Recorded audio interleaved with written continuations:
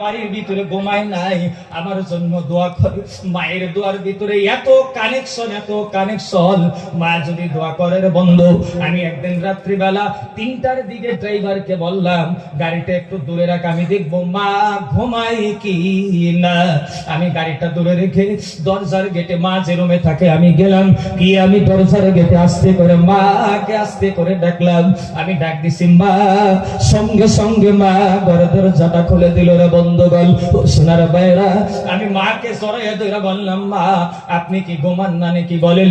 আমার মা ডাক দিয়ে বলল বেটারে তুমি যে বাইরে যাও, আমি রাত্রে বেলা আমি মা আমার ঘুম ধরে না, আমি ঘুমাইতে পারি না। আমি বললাম মা আপনি তো রাত্রে ঘুমাইলেই পারেন। আমারে ডাক দিয়ে বলে বেটা তুমি না মাদ্রাসায় গেছো যখন তোমার এই 100 টাকা কোনোদিন দিতে পারে নাই, একটা পাঞ্জাবি তোমারে কোনোদিন ভালো দেখে দিতে পারে নাই।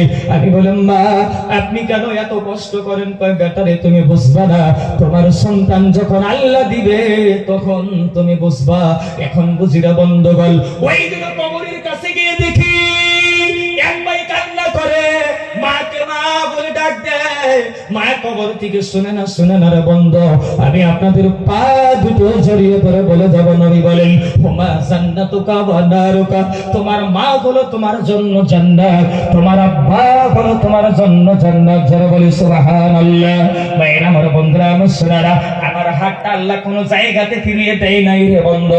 আপনাদের বরকতে ভারতবর্ষের 7 থেকে 8টা রাজ্যের ভিতরে সারা বছর কথা বলি বন্ধুগণ। ও বন্ধুরে আমার হাতটা আল্লাহ কোন জায়গাতে ফিরিয়ে দেয় নাই। আমি আপনাদের কাছে 10 জন ব্যক্তি দাবি করছিলাম 10,000 করে টাকা, 8 জন হলো বন্ধু।